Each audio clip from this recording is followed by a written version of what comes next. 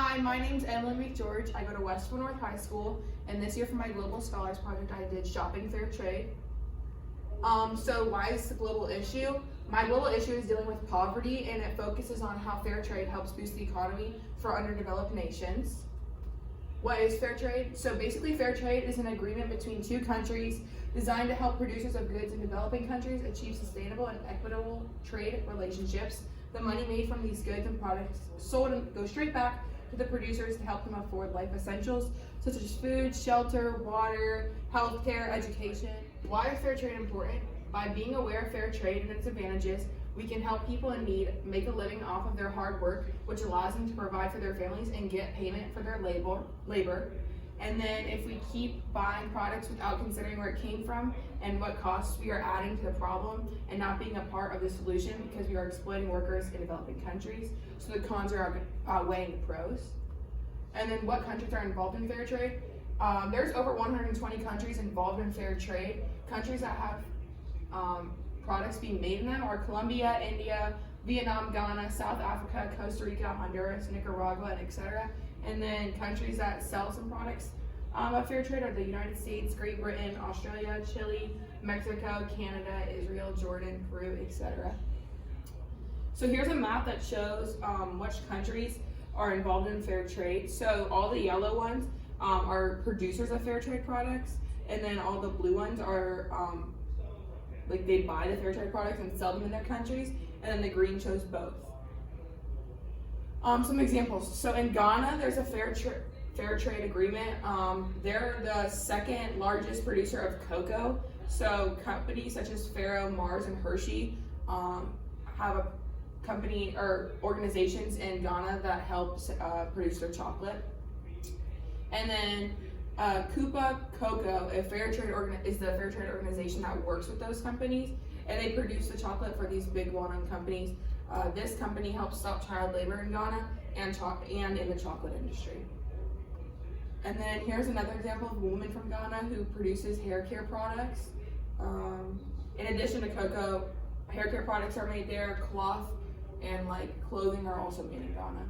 And then in Bangladesh, they have rules for fair trade, so they allow fair wages, no child or forced labors, no discrimination, race, religion, or on disabilities, and then allows good working conditions, provides training, and respects the environment.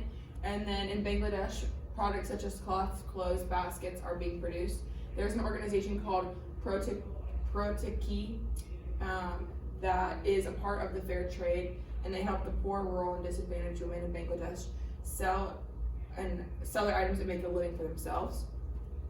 Here's a lady making one of the cloths in Bangladesh. And then why is fair trade important in the United States? Fair trade is designed to end poverty, sweatshop labors, and environmental damage. By producing fair trade products, you are supporting businesses that are helping people worldwide.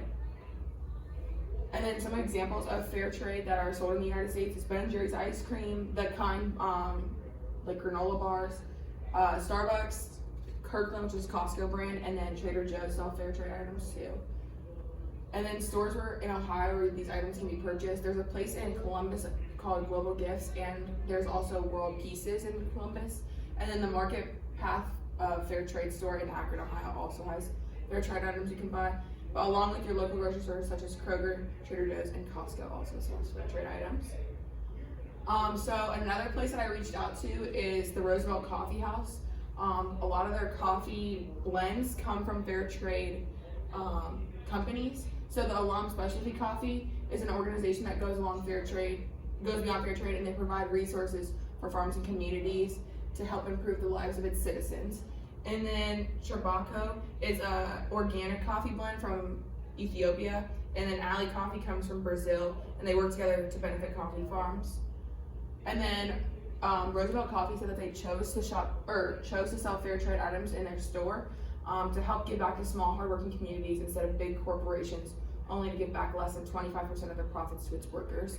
So if you're part of fair trade, they're giving back full profits for the people that are making and doing all this hard work. And then helping to spread the word, I met with several small women's boutiques and encouraged them to start shopping in fair trade industry and help small businesses in underdeveloped countries.